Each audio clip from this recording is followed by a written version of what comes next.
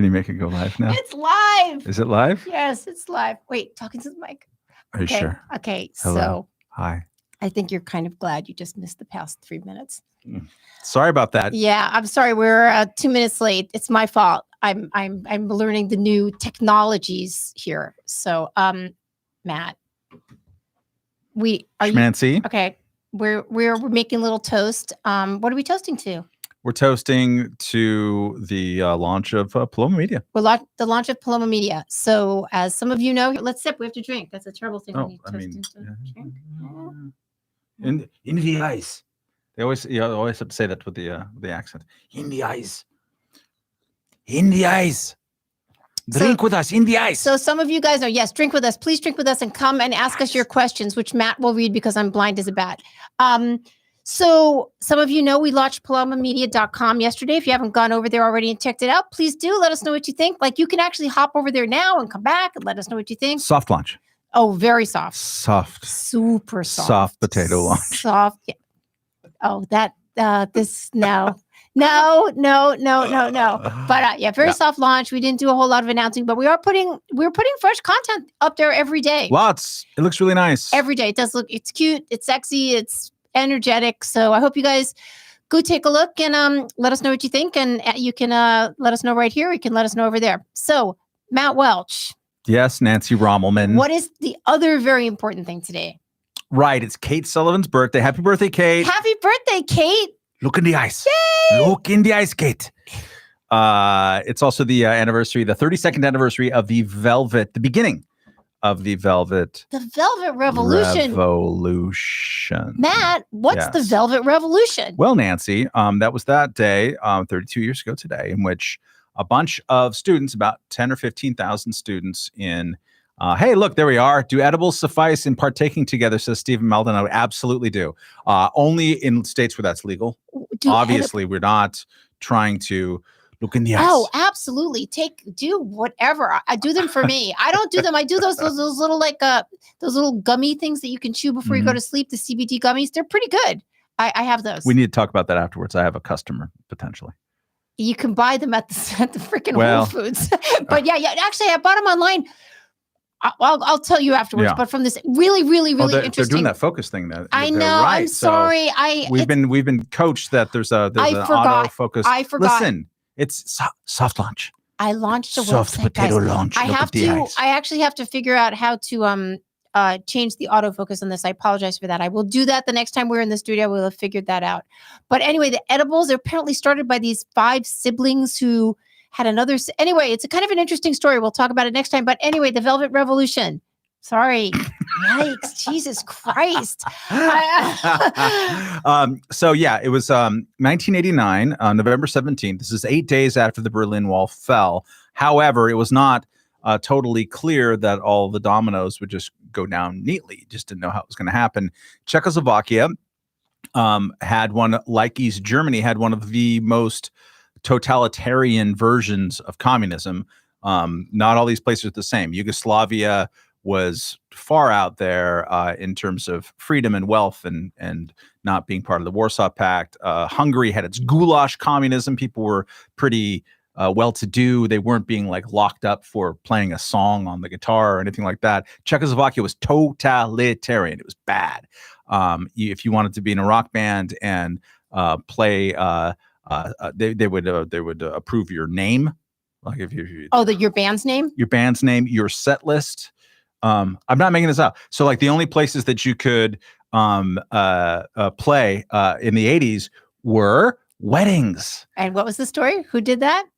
Lots of different people. I know, but they're in your story. Well, there's one, the Velvet Revival Band, who were a band who I had the fortune of seeing probably the second most time of any band on the planet, just short of the rock band called Czar from Hollywood. But these are the guys who, some of them were former members of the Plastic People of the Universe. Realize I'm getting ahead and behind myself here. But and they just wanted to play Velvet Underground covers in the 80s, which begs the question, why the hell were 1980s Czechs playing Velvet Underground covers? It's not even that, but why were they doing that in 1968, which they totally were. They 100% were. Somehow this album, which famously the line about it by Brian Eno or somebody was that only 5,000 people ever heard the Velvet Underground and Nico record, and all 5,000 went to start a band. This was not. I mean, just watched that documentary, by the way. And the Todd Haynes documentary. It was good. What did you learn for the class? I learned that Andy Warhol was a little more. He orchestrated some of how the band got together a bit more. I learned that I have a freaking huge crush on young John Cale. Holy mackerel. He looks like Adam Driver, okay? Yeah, big shock flop of hair. Really super smart and well-spoken and like a really kind of like gritty background and really interesting and kind of calm. It's very... kind of European. Very handsome guy, okay? Anyway. I saw him play in Prague. Andrew Dunbar asked, is it true that Malevich lived in Czechoslovakia? That's a very good, important question. Look, nobody knows about this. It's very been some mystery behind that. Hush. I saw John Cale play in Lucerne Theater. Can I also just, I'm sorry, I'm just going to get off on the John Cale thing for a minute. Yeah. So he was tall too. That's your type. Hi. So I got a little thing for that. But anyway, he was actually being interviewed because he's still living for the documentary. I mean, he's got to be, I don't know, close to 70 or maybe older. He is still crazily handsome, like a very handsome man. Like you see this guy, big good voice too. He's got his nice shock of hair now. He's just very nice. So I learned that. I actually didn't know that Lou Reed was gay or had mostly been gay. I don't know that anybody's gay. I just don't know. Even like I've been meaning to tell you, Nancy. Watch it. Cool. I learned some stuff about Lou Reed when he was younger. It was interesting. It was good. I liked it. So the Velvet Underground and Nico, this album that came out in 1968 in America, no one got, somehow found its way to Prague in 1968. Prague from around 64 to 68, right? It's capital of Bohemia, literally. That's what it is. It's Bohemia. Franz Kafka, all that kind of stuff. But they tried to do the totalitarian. My great grandmother came from Bohemia. On it, and it was really it didn't fit. I mean, the only other place that I can think of where like it's so obvious the culture does not match up with the needs of communism or any other kind of totalitarianism is Havana, Cuba, like which is naturally a New Orleans of the Caribbean. And it's just so heartbreaking and awful that they try to suppress it. Prague is like that. So in the mid-60s, it got unsuppressed to some degree. That's what we call the Prague Spring. There's a bunch of movie directors that came out of that. Milos Forman, most well-known, but plenty of others. Jiří Menzel, others came out of there. A lot of music, a lot of theater. Václav Havel came out of the theater of the time. And didn't Milos Forman direct One Flew Over the Cuckoo's Nest? He did, which came out, I know this, because of certain anniversary items that are pegged on the new Paloma Media website on November 24th, 1974. Or 5, one of those years. For something that's coming out. We're coming up soon on the anniversary of that movie coming out. So everything is connected. So my daughter's grandfather, Will Sampson, starred in One of the Flew Over the Cuckoo's Nest as the big chief. He's the chief, man. He's the chief. See, it's just all family here. Who, if you haven't read the book, which you should, by Ken Kesey, the chief's narrating it. The chief. That's right. Most people here, at least over the age of, 40, have seen One Flew Over the Cuckoo's Nest. And of course, the chief has a kind of a smallish part, very, very pivotal part. He is the narrator of the book. Like he narrates the entire book. So, and it's really a really I haven't seen the play of that, but Will Sampson acted in the play. No, my ex, Tim acted in the play. I'll touch your shoulder Yes, my daughter's dad. He did it. He started doing it at Second City with Gary Sinise, playing McMurphy in Chicago. They did cool. And I went, of course, my daughter and I, she was like, 12 at the time we went. It's just so crazily moving. Then they moved it to Broadway.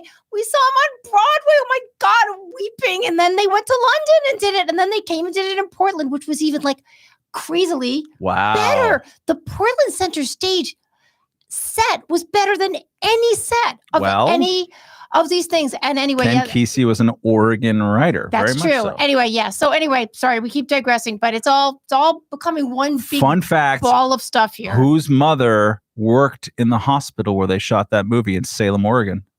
Matt Welch's mother. My mom. Yeah. We all have Hi, Mom. Look in the eyes. Hi, Mom. Hi, Mary. Mary, I'd love to have a Manhattan with you sometime.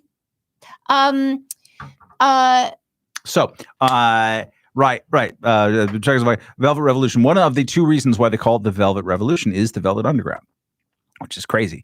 Again, what? I kept wondering. I was like, what's the connection here? Well, yeah, because it was called the Velvet Revolution largely because it was even more so than all the revolutions of Central Europe, the anti-communist revolutions that began in 1989 for the most part. It was nonviolent. It was began by students. So today is the anniversary of when students, right? It wasn't their parents. Their parents told them, don't go. Yeah, but the students insisted on going. And it was for International Students Day. This is a beautiful little fun shiv of history, which is that International Students Day happened because what is it called? Nazi Germany. Yeah, they occupied Czechoslovakia. It's complicated, but beginning in 1938. Or beginning in 39, but or whatever. Munich Agreement, the West sold Czechoslovakia down the river was totally betrayed. Without Czechoslovakia being there. At the time, Czechoslovakia was in a top 10 country for army and armaments and wealth and stuff like that. They could have done a better job of all of that, but they were sold down the river in there's a section of Czechoslovakia called the Sudetenland with a lot of Germans, and that was the sort of Lebensraum. I was going to say they needed the Lebensraum. And then they just marched right in. So students in 1939 were pissed off about this bit of events, and so they staged some demonstrations, and a couple of them got killed, and they were mad about that, and so they staged even bigger demonstrations. And the Gestapo, who, in case this was unclear, not good guys. Look in the eyes. Not good guys. No, bad guys. Could rename this name of this podcast. Look in the eyes. Sorry, yeah. I don't know. I am the captain of this shit. The Gestapo rounded up the students, closed universities for the rest of the war, sent more than 1,000 to concentration camps, and then executed 9 of them. International headlines and outrage. And so the exiled Czech government, which was like all exiled governments at that time in England, London, because there weren't any other countries left in Western Europe, really. They're like, okay, let's use November 17th. These events happened like on the 16th and the 15th. Which is today. Also today. So screw you, Gestapo. Yeah. We're coming for you. Look in the eyes. And I've got the eyes. Yes, you do. So the Czech students they'd filed their paperwork because who likes a good anti-fascist rally? Commies. So for a whole long time, it was part of the propaganda and in like international solidarity of in the communist bloc of like, of course, November 17th is International Student Day. So these students in Prague are like, cool, we applied for our permit. We're going to march against totalitarians. And guess what? That includes you, asshole. Sorry about that, Coco. I was trying not to cuss. Cokes. Hi, babe.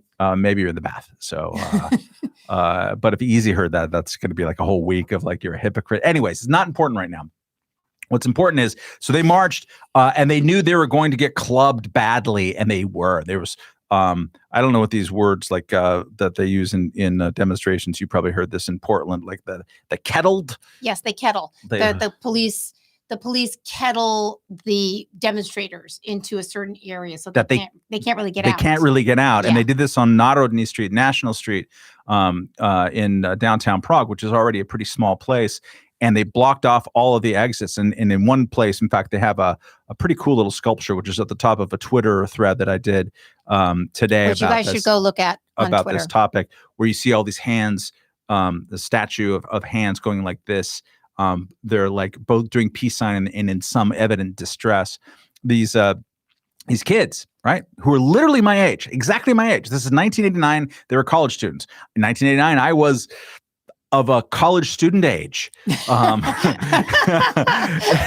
And so they went out there and they were saying, our hands are empty. They were chanting this. They had signs up saying, we don't want violence. They were lighting candles. They were praying in front of these riot goon cops. God, what a difference between the Portland shit. Anyway, sorry. And they kettled these guys off and just started swinging the clubs. It was total pandemonium. They didn't have any exits. They're trampling on each other. I have a couple of friends, and one of them is no longer with us.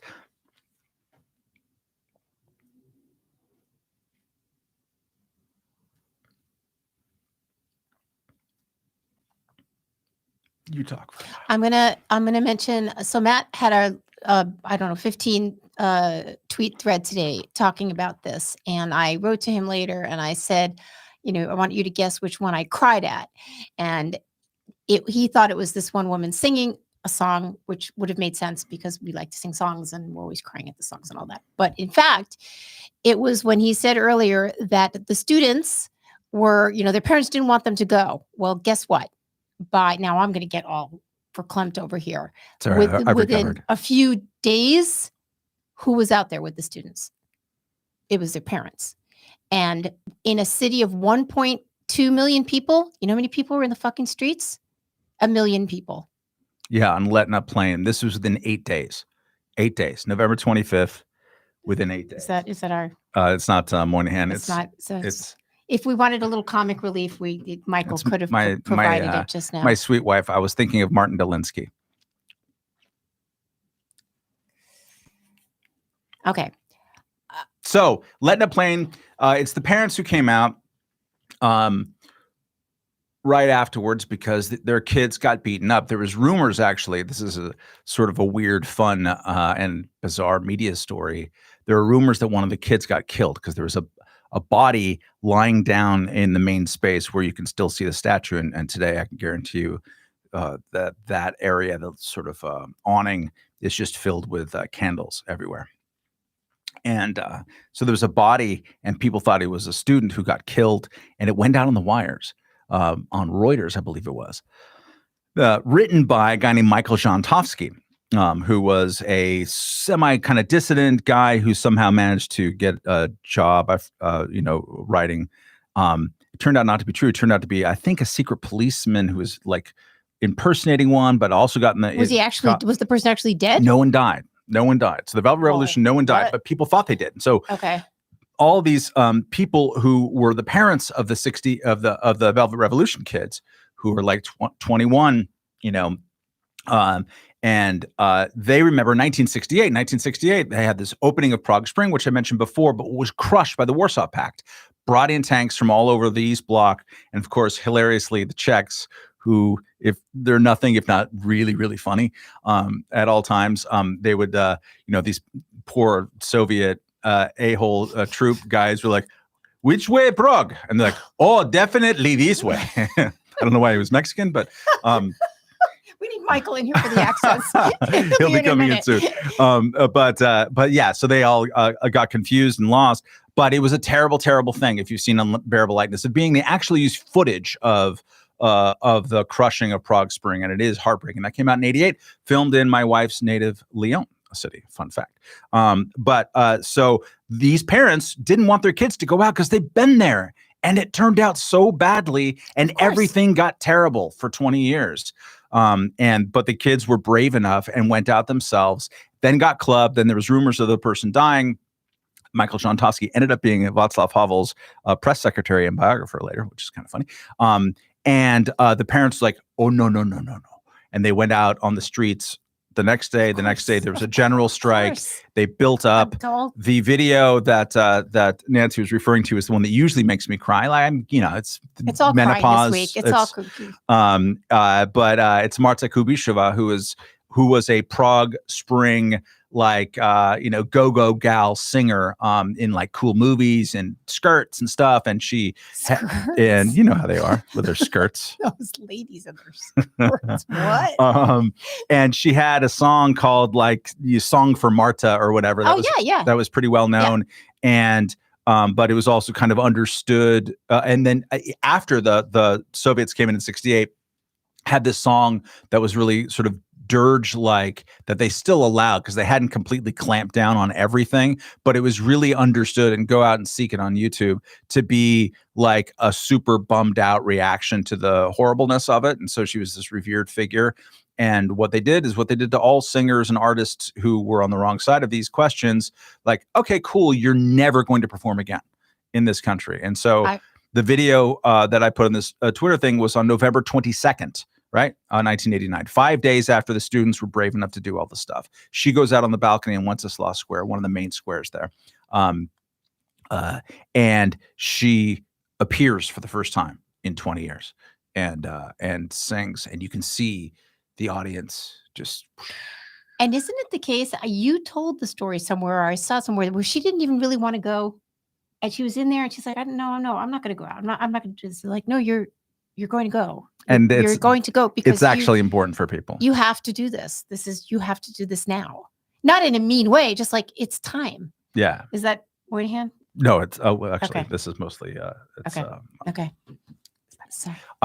So anyways, yes, it's the anniversary of that day, and it's amazing how quickly it went from, students getting clubbed by protesters. And you don't know how these things are going to end. I wrote a piece from Reason. I encourage you to read it just so that there's more people. December issue with the most incredible, beautiful, charged story with great illustrations and a lot of first person. It's the December issue. Go read it. Go push it. Full issue on the collapse of the evil empire. And look at some of the other countries that are doing things. It's really great. Kathy Young has a great Kathy's is really good, and Liz's is good. About food. About food. So it's part of that. But the thing that I wanted to convey, because I moved there in August of 1990, 9 months after those events, and I was very obviously inspired to go there because of them, because I wanted to meet people my age who had just overthrown evil commies. That seems fun without firing a shot, and who also liked the Velvet Underground. Although, unlike me, they really liked Frank Zappa too. They just love Frank Zappa. And who were the one that you said that came to Prague to play, and the only place they could play was at a wedding? Well, that wasn't coming. I mean, he couldn't play. So it was internally, all these bands who were banned and couldn't, they would form bands like just for the purpose of the wedding. And look, who hasn't been there? But they would, the Velvet Revival Band, for example. I heard that, but I thought there was somebody else, like somebody we would have known the name for. But there was a huge gala concert, because that's what Havel liked to do, to honor the last Soviet troops leaving Czechoslovakia. It was the first country to successfully negotiate this. Because remember, when these revolutions happened, there's still 100,000, Red Army troops there. You could see them all around the place. But the Red Army troops were like 17-year-old kids, right? I mean, like, all right, we're going to do a little, so we're going to kind of take a little page from the fifth column here for a second. Could you recommend a couple Havel pieces that people should read? So the best two are the open letter to Gustav Husak, which is a letter that he wrote in 1975 to the presidents, the totalitarian president of his country. I think it was 75, possibly 76. Basically saying, and I know, and everybody knows that everything that you say, you're just totally full of shit. You are 1,000% full of shit. And you actually are perpetuating all of this. And it was much more meticulous than that. He wasn't a stupid Californian. Really meticulously breaking down why he was full of dookie but also the importance of perpetuating that, like making everybody recite things they knew that they weren't true, is the essence of totalitarianism. You go through the ritual. So he sort of described that. This is a palate cleanser. Kind of a little familiar now sometimes. Anyway. A lot of people have made that point. Hi, Marino. See, I could see that. Hi, Marina. Hi. Look at that. I don't have to squint too much. But the Power of the Powerless is his classic one, which talks about the greengrocer and why does he put out in his shop window on May 1st every day, workers of the world unite. Right. And it's an amazing prediction of how and why Soviet communism and imperialism would end, because everyone is forced to do a ritual that they all know isn't true. And as soon as a few people start bravely speaking in truth or saying truthful words or living in truth, then suddenly the whole edifice will come crumbling down. And it's kind of what happened. There were some other aspects too, to be sure, but it's an amazing thing. My recommendation, if you're looking for sort of a book length, there's a collection of his called Open Letters that takes all of his writing from 1965 to 1990. And you will absolutely get a sense of why he's an important person to study and think about. And I know people, there's this running joke in the fifth column especially, but also in any place that there's a comment section associated with me of, oh, hey, there was Matt, in fact, including here. Sorry. I started that. Oh, hey, it was Matt from Prague.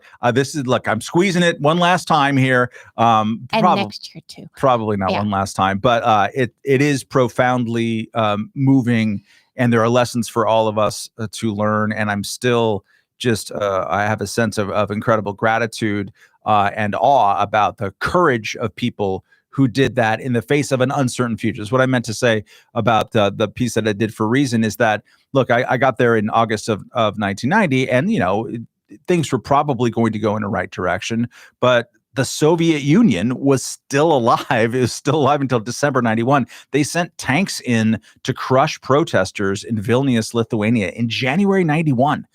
So like, it wasn't totally settled. You didn't know how things are going to end. We always look back and it sort of seems like, well, sure, of course, Germany was going to reunify. Margaret Thatcher didn't want that to happen. A lot of people didn't want that to happen. So it was fraught. So the people who were brave enough to stick their necks out have my enduring respect. I'm lucky enough to have known a lot of them. And it's worth honoring those people. And as I postscripted on my stupid thread, it's funny. So November 17th was International Students Day for a really long time. And then the people who like to organize it a lot or tended to be kind of commie.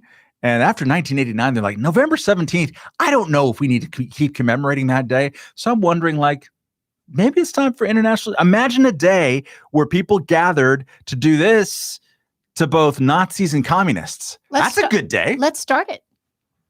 I think we were going to have that on Paloma Media today, except that it was Tom Seaver Day. You can't get in between Scott Ross and Tom Seaver. We already had that. So we have a person of the day every day. And Matt's like, oh, I'm doing it tomorrow. Because Marino. Obviously. Marino says, is that Matt Walsh? Listen, I know you people like to have fun. People. All right, look, I'm going to lean over here with my eyeballs. Andrew Dunbar says, I read Tom Stoppard's Rock and Roll and liked that a lot. What you got to do in addition to reading Tom Stoppard's Rock and Roll is watch it. It's such an incredible, probably the best play ever. And the thing that this came out about 10 years ago, and it's really a story, and it's a story that I've written. We wrote, Nick Gillespie and I, in the Declaration of Independence, have a chapter on this. You should read his chapter in the Declaration of Independence about Prague, which is, I was going to insert before. And about the Velvet Underground and the role of music and the role of Havel, like being inspired to become a dissident to defend filthy long-haired ne'er-do-well rock musicians, and how that's all right, well and good. Tom Stoppard tells that story, and that story is told by him, and it's one that I've attempted to tell a few times better, and Tom Stoppard's Czech born, than anyone. It gets into so many different areas of that story. It's tremendous, and I'm sorry for Nancy's I'm sorry for the stupid camera. No, it was not my lack of focus. It's a stupid camera, but I will try to fix that, guys. So if there's anybody here that has any questions about the Paloma Media thing, if you've seen it, if there's anything you want to know, let us know. If you go over there, we've got a nice, what they call in magazine world, it's the well, meaning like your main story section. There's 5 stories right there. And if you go to one called Paloma, which I wrote, you can see how this little thing was born. But it looks pretty okay. Shush now. People, if you've been wondering why Nancy isn't writing nearly as much, I'm trying to figure out the internet. We're just trying to figure out the internet. Oh my God, the website. It's fun, but man, there's a lot of things you got to learn. And like the thing is, like, you don't know how to do things, so then you learn them, and then you're like, yes, oh man, and then it goes wrong, and you're like, I'm so stupid, and then you realize it's not on your end, it's on the freaking the platform's end. So then you get really mad, like you know what you're doing, and then you get mad at anyway. It's been fine. Look, Joseph Moore says the website looks great. Oh, Joseph, will you marry me? No, it looks pretty good. I gotta say, it's pretty. Oh God, I'm like actually shaking my legs under the table here. We kind of knew what we wanted it to look like. We wanted it to be sort of fun and alive. And about 3 months ago, it just looked so bad. And I was like, you know what? It's fine. We'll just do it. 2.0 will make it what we want. And then all of a sudden, we just were able to make it what we want. So it's good. It's good. Yeah, I haven't been writing a whole lot, but I'm working on something right now. So, and it's going to be very good. It's going to be, hopefully. But I'm got a new podcast, Lunch on Dime Square, which no one knows what the hell. They're like, Lunch on Times Square? What are you, a freaking porn? I'm like, I'm going to confuse everybody with the name, and I don't care. Dimes. Dimes. So Dime Square. We're on We're in Chinatown here on Canal Street. 1 block away is Dime Square. It's just, okay, actually, I wanted to tell you that. We haven't. So usually we do a little Tuesday lunch. We walk down Orchard Street. We go to this restaurant down there. What is it called? Dudley's? Dudley's. So I'm up and down Orchard all the time. Orchard is out of freaking control. It's okay. Popping. At least they're wearing bras again now, though. Well, they might be. They've got jackets on. How the hell do we know? Yeah. So actually, you probably, if you've watched this before, you know this before. But like early summer, I was like, "Yo, Matt, like other girls are wearing bras." He's like, "Yeah, okay, whatever." I was like, "Let's just go down. We'll go to lunch." The minute we turned on Orchard, there was this girl with like half a shirt and a boob, and he's like, "Well, I guess you're right." But yeah, we had so much fun all summer just sitting at the cafes, like. To the left. Anyway, it is, obviously something's closed over COVID. I cannot tell you how every single time I walk down the street, there are new shops, including tonight when I was walking, there's a doorway that's probably about, 8 feet wide and 3 feet deep. A guy has opened an art gallery in the doorway. It's just a doorway. That's all it is. Art gallery doorway. It's just it. That's awesome. And then there's the vibrator store. I don't know what it's called. I haven't seen that one. For some reason, you found that. Okay. I can't even think of what that phrase is. But anyway, no, it's some British, like all kinds of like sex toys. No, there's a million like art galleries. I passed like 5 new art galleries. I mean, it's just great. And actually really good art, like not crappy art. Yeah. So no, guys, if you're coming to New York, first of all, obviously, if you're coming to our part of the world, get in touch. We'll give you a drink. Maybe. But if you are, if you're anywhere in New York City, you really should walk down Orchard. I walk between like Canal and Houston, or even up. It's just incredible. It's so hopeful and so enlivening. Like you cannot stop people from making stuff. It's amazing. It's amazing. Including the great store, books, pickles, books. So great. She's so cool. And we're building stuff too. So there you go. Yeah. Thank you to Andrew, who says, "Yeah, I like the website." Thanks. And Marino, who says this looks really good. Well done. I mean, thank you. Yeah, we are having fresh content there every day. I mean, I don't know how much we're going to do in the weekends, but if there's stories, we'll do it. But we're going to refresh it and give you stuff, aggregated stuff that we hope you like, original stuff that we hope you like, new podcasts. The most popular story up there is the Power Pop story. By Loudon. S.W. Loudon. Les Loudon. It's hard to say because I know his real name. Yeah, me too. I was always like, but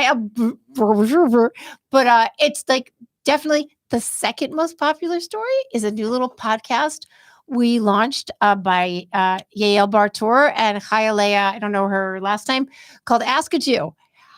I don't know if his name, which is an awesome. Did you name that?